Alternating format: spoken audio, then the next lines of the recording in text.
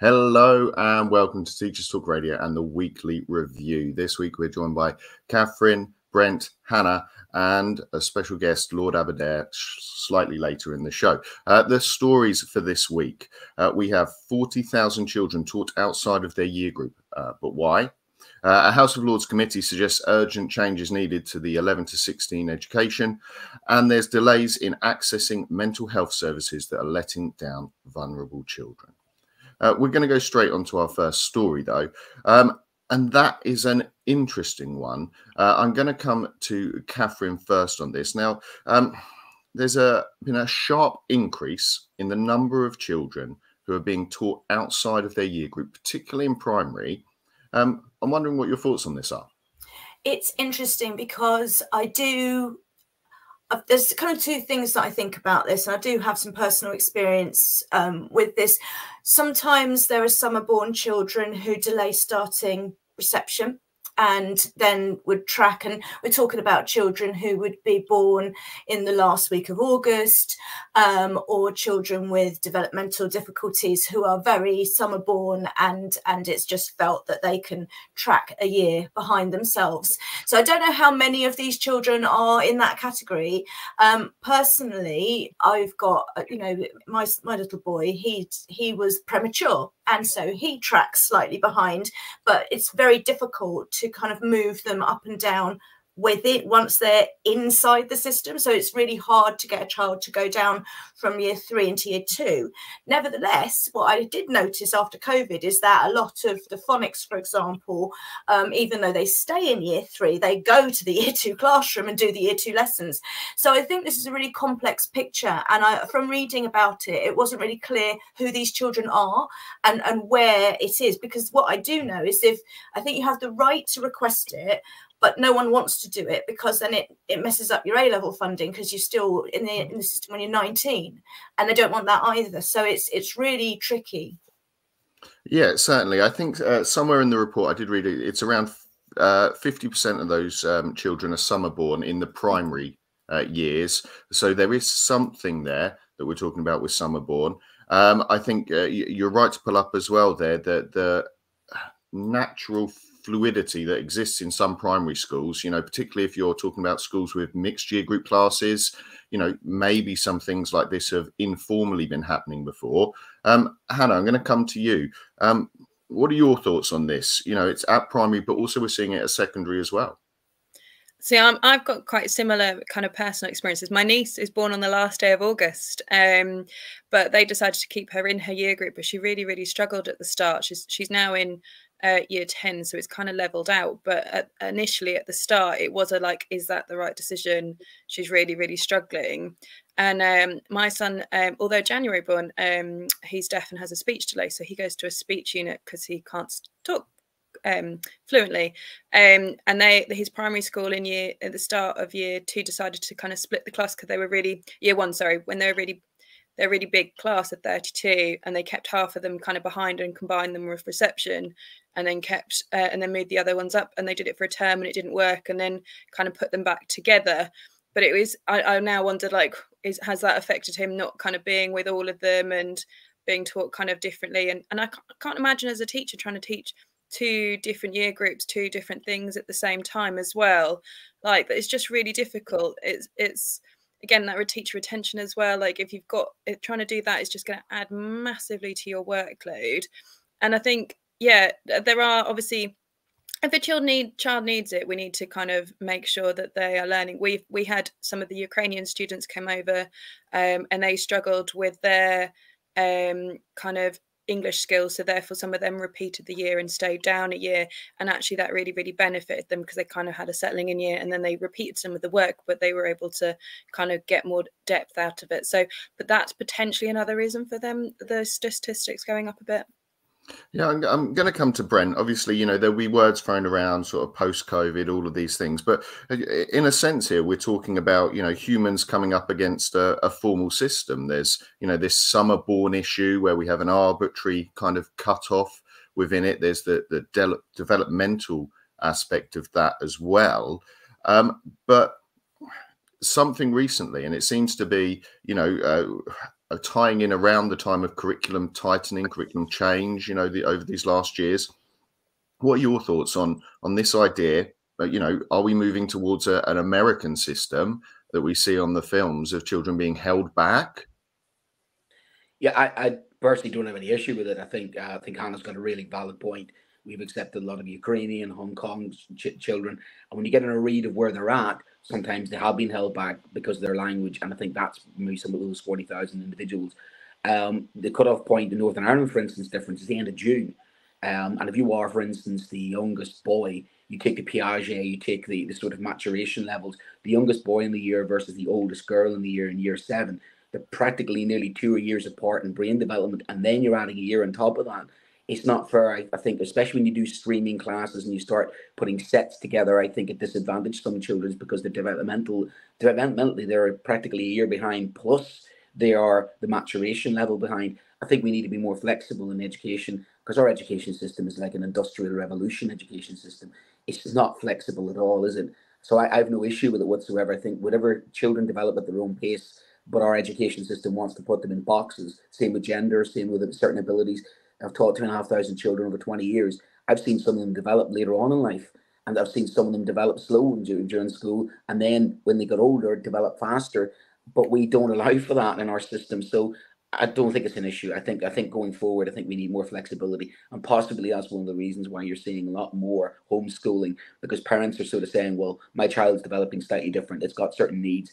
I'm going to educate my own child at home in the way that I would like over time. So I think we need to probably build that into the system now, because we are more aware of children's developmental needs, but our capacity to meet them is still shackled by an industrial revolution kind of education system. So it needs to be flexible. It needs to be a lot more flexible. I want to come back around again and ask, because we've talked a little bit there about the staying down a year to meet students' needs, but what about moving up a year? Catherine, I'm wondering your thoughts on this. Should we also then be accelerating children to sort of further up the school, or even finishing early then in GCSEs and A-levels?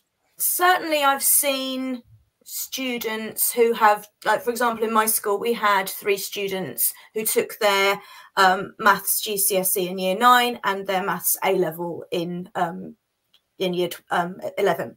And so it happens. If there's a student who's ready for it, we can make that work. They didn't go into a higher year. They stayed with it, because there's social interactions, there's social developments as well as academic developments. I think if somebody is ready to sit the exam, and they can sit the exam, and we can put them in with the other cohort, let them crack on. It's interesting. I think because part of the issue is the social tracking and peer groups, and some students track academically but not socially, and some students, but ultimately in our school there's no issue with year 11s talking to year 8s if they want to, but in my son's school, one of the things that happened, which was quite sad, is that when they had students who moved up from Key Stage 1 to Key Stage 2, there was a separate playground and there was a fence. And because my son liked to play with the younger children, he was kind of at the fence going, my friends are on the other side of the fence. So I think I'll back up, Brent, what you're saying. All children have social and academic development. It's all, they don't all track identically. And I think as much as we can try and meet their needs, either to take an exam early or to be able to play with a child in the year below, I think we should really try and accommodate that. Fantastic. Now, I want to just come around the other two. I'm conscious on a sort of quick answer here. Hannah, moving children forward as well as back, then you're in favour? I think if the student is ready for it, but it has to be across all levels, because it could be that, like you said, they're just really good at one subject. And I think it goes back to, like, I love the book Atomic Habits, and there's a bit in there where the guy decides that he wants his children to be chess geniuses. So him and his wife, just all they do as a family is play chess, and his daughters were the youngest grandmasters. I think if students are exposed to one thing, they are going to be geniuses at one thing, but are they across the board? So you don't want to put pressure on them in other areas at a detriment to it. Fantastic. And I think that's a great place for us to pause on that conversation. Obviously, you can continue it with us on social media if you want to, but we're going to move to our next story.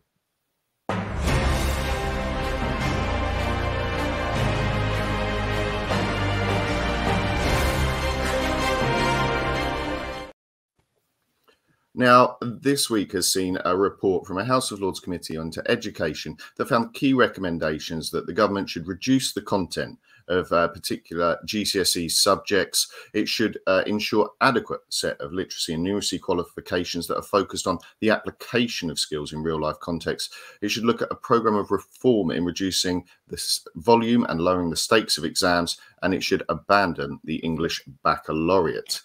We're joined by Lord Aberdare. Welcome to Teachers Talk Radio. Have I done justice in the summary of the report there? You've done extremely well, Nathan. Thank you very much for saving me the trouble of going through it at much greater length, probably. Now, I wanted to kind of ask some specific questions of yourself with regards to this report, and we'll come around from points from the others as well here, which is one of them particularly is around the timing of this. PISA rankings for maths in England have risen from 27th worldwide in 2009 to 11th today. And in reading from 25th in 2009 to 13th today. Is urgent change to the 11 to 16 curriculum really necessary? Okay, before I answer that directly, Nathan, let me just give a little bit of background. Firstly, I am no sort of education expert, but I am passionate about education and skills. And it seems to me that they are absolutely key to success, both for individuals and for the nation as a whole. And what we were trying to do as a committee, we had about 101 written submissions and more than 40 witnesses came and spoke to us directly. And I think what we were trying to do is to get a better balance of knowledge and skills, and I think we might come on to that later. Greater flexibility for schools and for teachers. I mean, I was incredibly struck by the commitment of teachers to address the problems that they saw, despite all the challenges that I know that I know they face, and in particular, better opportunities for the 50% of young people who don't go on to university and seem to me to be much less well served by the current rather academically focused system.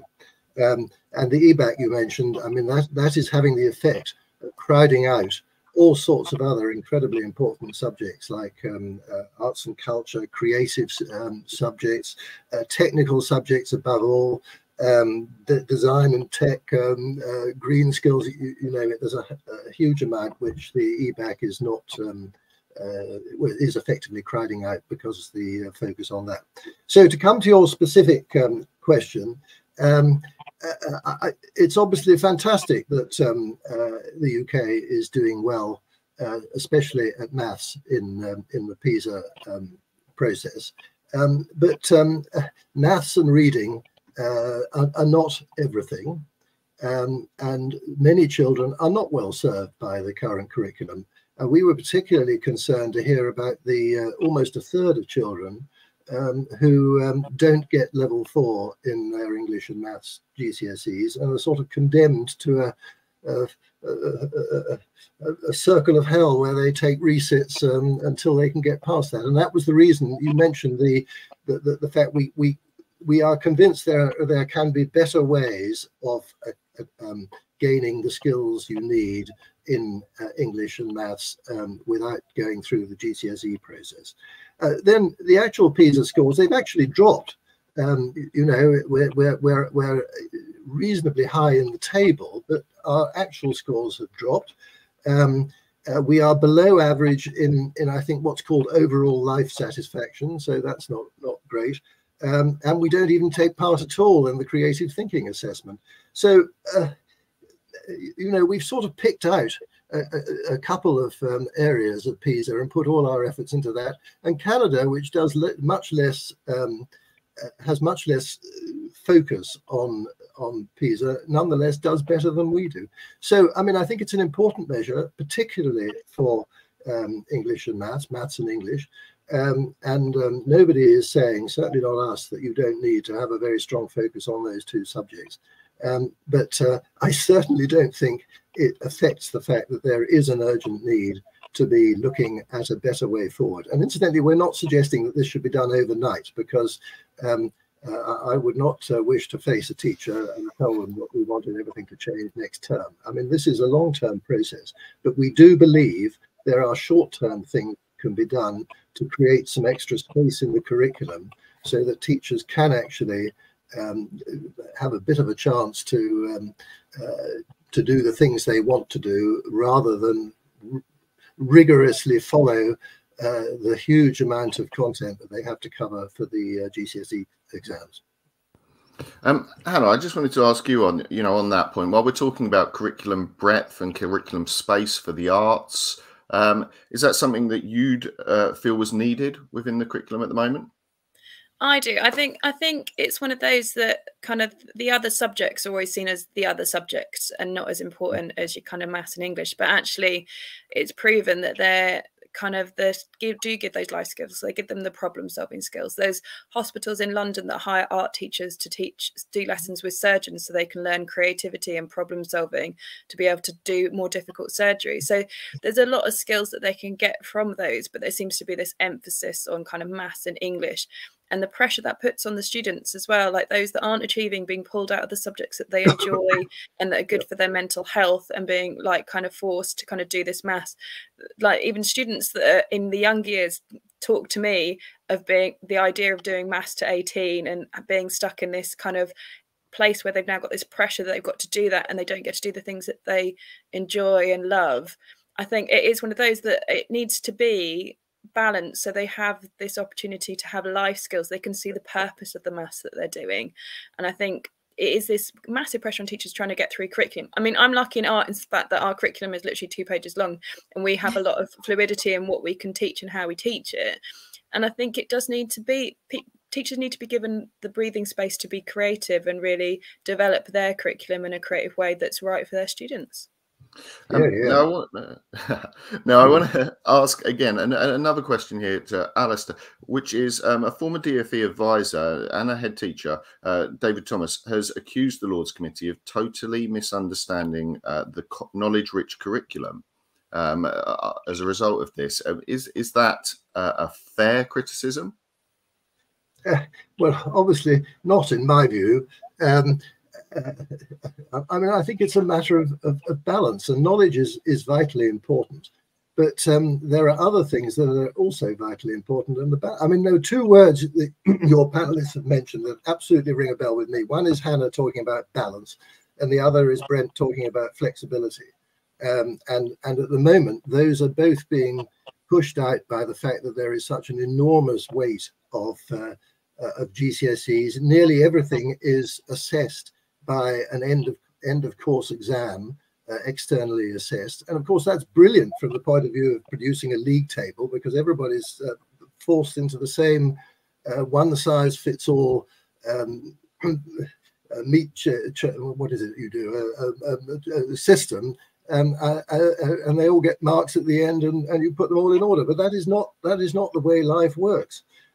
So to me, the fact that everything is ruled by GCSE exams, which create enormous stress, both for the pupils and the teachers, and that many young people don't have the opportunity to have their talents recognised or developed, is a real problem of the knowledge-rich focus. And there's much too much in the GCSEs. I mean, there are so many. We had young people telling us that as soon as they'd finished the exams, they threw all their books away because they knew they were not going to need any of that knowledge anymore. You do need a base of knowledge. English and maths are very important, particularly in that context. And I don't think anybody's suggesting you shouldn't have GCSEs in those. But there are so many other things that either suit individual pupils or suit individual areas where there are jobs or opportunities, or suit individual likings for the arts or for design and technology, which is falling disastrously, and above all technical skills, which are going to be the opportunities, going to create the opportunities for subsequent careers. So I would not accept that criticism, Nathan. Now, I do want to ask, while we're talking about that, we've talked about exams here, we've talked about the pressure of those. There was a teacher tap survey this year that had 85% of maths teachers, 72% of science teachers, over half humanities teachers said they did not wish to return to coursework for GCSEs. So this would possibly, put you against maybe some of the teaching profession here, or certainly in some subjects. How would you respond to those teachers who are saying that, moving away from exams is not a good idea? Well, you're quite right. We are suggesting that there should be a great deal more non-exam assessment, and one form of non-exam assessment is, of course, coursework. There are others as well. There are things like project qualifications, like the higher project qualification. There is performance-based assessment. There are presentations. There are teacher assessment. I mean, there are lots of other ways. I was, and in fact, if you think about real life, how many activities after we leave school are actually assessed by a formal exam at the end? They're not. You might give a presentation, you might produce a report, you might have a project output or something, but you certainly don't sit down and do a lengthy exam answering fixed questions. So coursework is not the only alternative. I was very struck by we had a teacher panel, I think about a dozen teachers, and one of them actually said coursework was a pain, but actually what students got out of it was really good.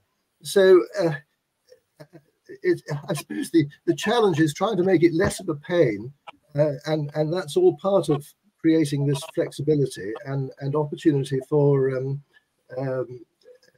teachers to do what they really want to. I mean, we were so encouraged by the commitment of teachers to really having the opportunity to do what they wanted, and we were very shocked by several, both pupils and teachers. I mean, there was a pupil who said we were told we should not ask questions in class because we wouldn't be able to get through the amount of stuff we had to do in that class, and teachers said the same thing. They had to tell interested students, we can't talk about that because we haven't got time, we've got to do. So I do, and sadly, in a way, we weren't looking at the impact on teachers because there is a House of Commons committee which is looking at teacher recruitment, training and retention.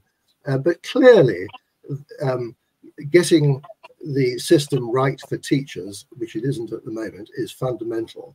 And part of that is allowing them to follow their own skills and interests and abilities, and teach the things that they think their pupils need and that they want to impart to them. And there isn't enough of that flexibility at the moment.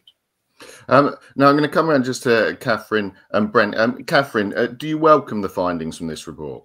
I'm an RE teacher, so anything that goes against the EBAC is fine by me, because we've been edged out as a humanity. I do think that I'm not fundamentally against coursework. What I am against is putting more things into the basket without taking anything out. So if it can be done and managed, because, as long as the emphasis stays on the maths and the English, and, whatever we say, there's always going to be the undercurrent of this narrative that, we've all been indoctrinated into it. So until it's clear that you can spread your interest and your effort, whatever we do, the teachers are going to continue to push it, and the students are going to continue to believe that that's all that matters. So it's got to be a whole re-education of how we look at education, which I hope will come in the fullness of time. And Brent. Yeah, I'd like to congratulate the Lords. Actually, it's great to see the supposedly unelected chamber actually do a better job of finding the evidence that the elected chamber probably needs to listen to the unelected chamber. I'm always for evidence-based information, and I think they're actually got really good points. As a humanities teacher, as both a history and geography teacher, two points. I would like to see coursework come back. You cannot do geography without doing coursework. Yeah. The coursework paper you've got now is absolutely jokeable. I want the kids out in the environment. I want to take them up the Peak District, get them in a river, get those measurements out. That's why I fell in love with geography as a geographer. You need some sort of control conditions. And I know it's not popular within teachers, but you know what? It is better for a lot of the children, because terminal exams do not suit some children. It's a high stakes Las Vegas system, which does benefit some, but it doesn't benefit others. And we need to take that tone and that temperature down for some children and give them the opportunity to learn in different ways. Again, flexibility, completely agree with the Lord on that. And as somebody who had children sitting in front of them in the last couple of years, pushed into, you know, humanities subjects because of Ofsted, we need to get away from that. Michael Gove's agenda has failed. This knowledge-based curriculum is completely moot point because children now don't need to retain knowledge. They need to learn how to use it because they can find all the knowledge they can in the world like that. So why are we trying to fill their head full of information, which is about searching for information, sorting through information? We need to develop their critical skills, their thinking skills, not just their ability to retain knowledge like they're going on a quiz show. That's just basically we're turning into children, forcing their heads full of 11 and 12 GCSEs, full of huge amount of information in some 1950s grammar sort of, you know, situation. It's not going to do them any good. It's overloading them. And the last point I'll make is it's destroying their love of learning as well and influencing part of their behavior. We want our children to learn because they want to learn, because they really enjoy it. My favorite subject at school at GCSE was art because I was intrinsically motivated. I'm never going to be an artist. I just enjoyed going into my art room and expressing myself without the pressure of worrying about the likes of exams. We need to get children back loving learning, and that means flexibility again. That means getting them, not forcing them into, get them intrinsically motivated. Choice is important for our children, and our system again is so rigid and is so not for the needs of the children. It's the needs of the league table, the needs of the government, the needs of the politicians. So thank you to the Lords for that. I think other politicians need to listen to them. Yeah. It would seem then, Alistair, that you know, at least from our panel, this report has been very much welcomed by the teaching profession. I'm sure we'll hear more on social media to carry on that conversation. So from here at Teachers Talk Radio, I guess it's you know, Diolch yn fawr and Nadolig Llawen to you. Diolch yn fawr I chi gyd hefyd, and it's been very encouraging for me, and actually it reflects the sort of evidence that we've had across the board. I was really struck by how much consensus there was and how much will to tackle it. I think Catherine mentioned the fullness of time. Of course, it will be the fullness of time. I mean, it's going to take a long time. However, we had some very good Labour members on it. It was a cross-party committee, of course. We had some very good Labour members, and quite apart from getting a government response, which I'm sure will tell us why we're wrong, and then we will have a debate where we will tell them why we're right. Perhaps even more important than that is that some of this, I would hope, will get into party manifestos for the next election, because that's how change will happen. But I've found this really encouraging, challenging, and stimulating. So thank you very much for inviting me on. Thank you too. And we do move on to our next story.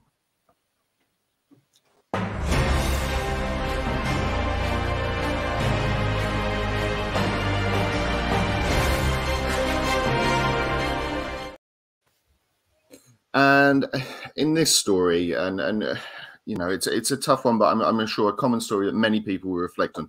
It's you know, again a group of schools have come together to say that delays in accessing mental health services are letting down their vulnerable children. It was the Coalition of Youth Mental Health in Schools, and they published a report.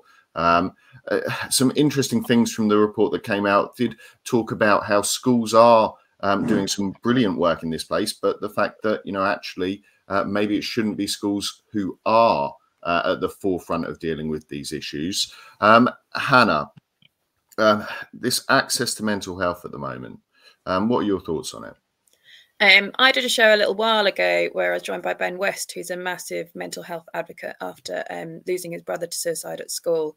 And it was just kind of quite crushing, the levels and the statistics around the children that are kind of self-harming and their mental ability. And it's quite a large number. That there's going to be 3 or 4 in probably everybody's class. And obviously we all know the one that does it quite publicly, but there's obviously going to be a few in each class as well that are doing it under the radar, that haven't been picked up. And I don't think it's as kind of even as known. And I think we looked at like the statistics of people going to A&E, and majority of the entries of self-harm in A&E are of under 17-year-olds. And it's just such a large number, and I know that I think the statistics for the government are trying to get mental health workers into schools. Their target is like 40% for like in 2025 or something.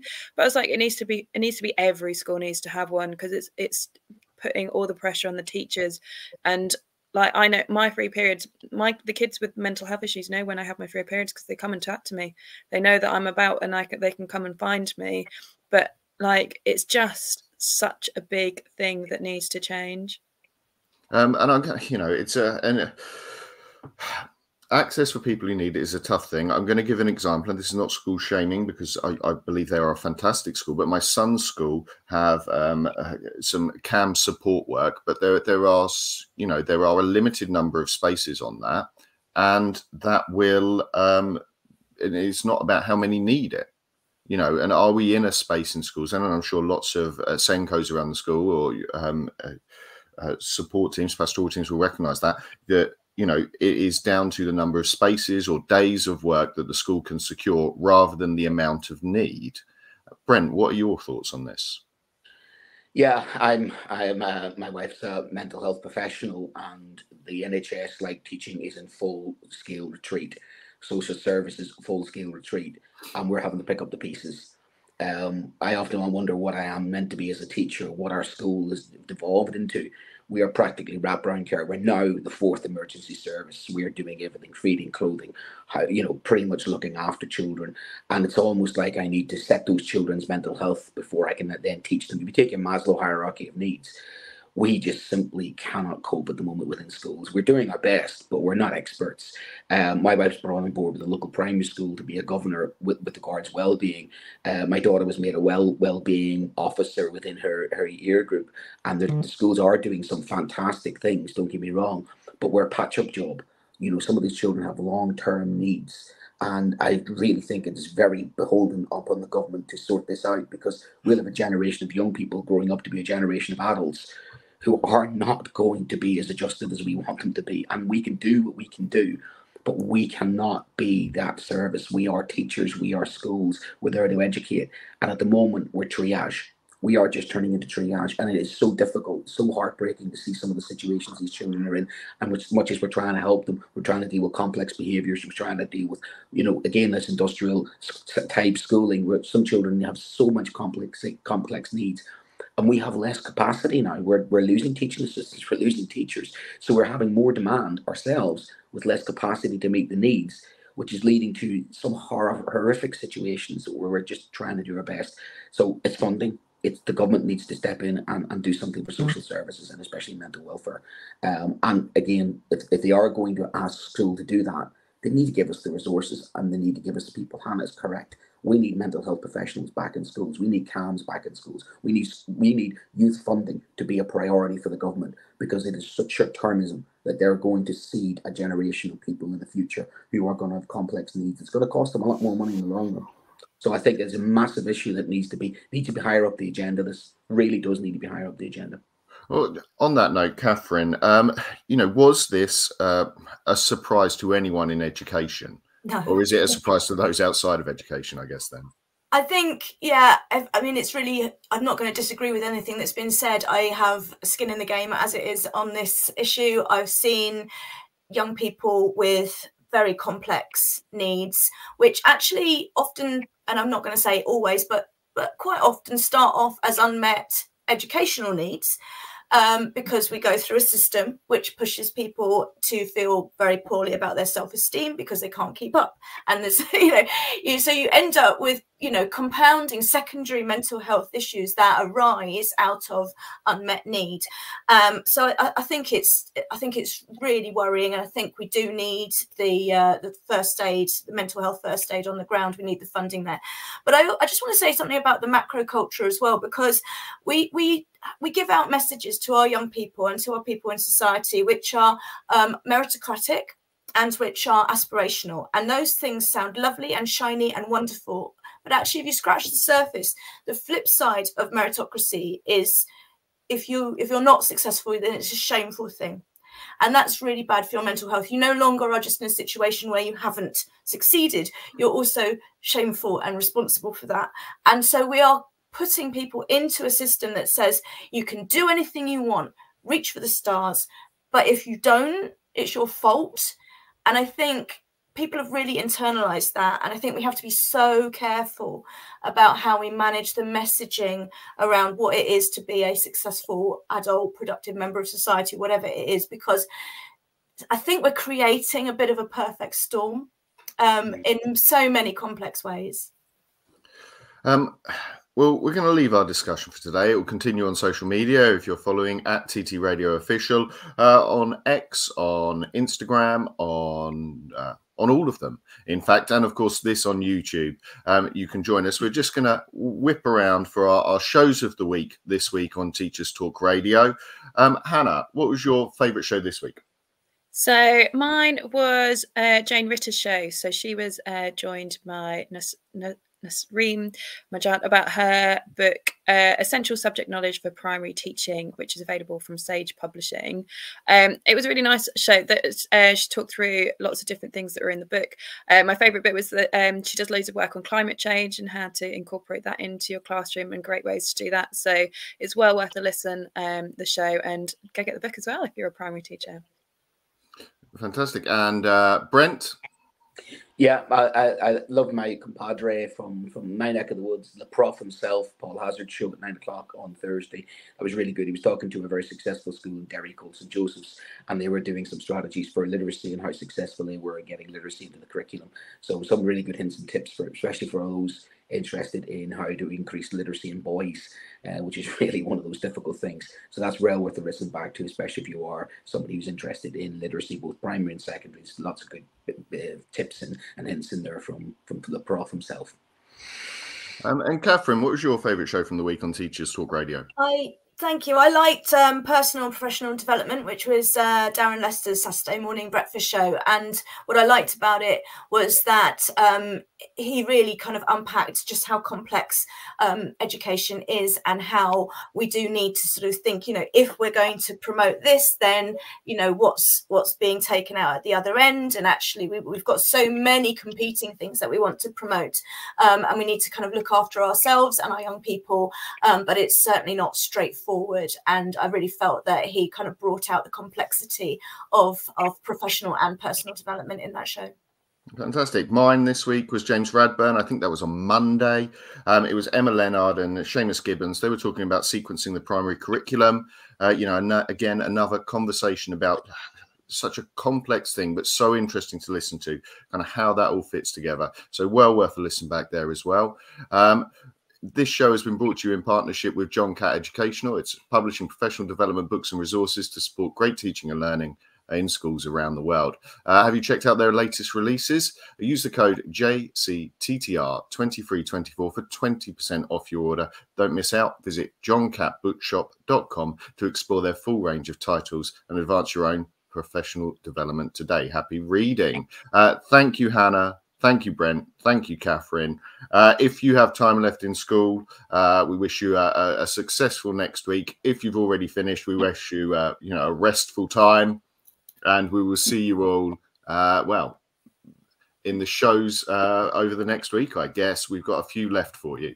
So thank you, guys.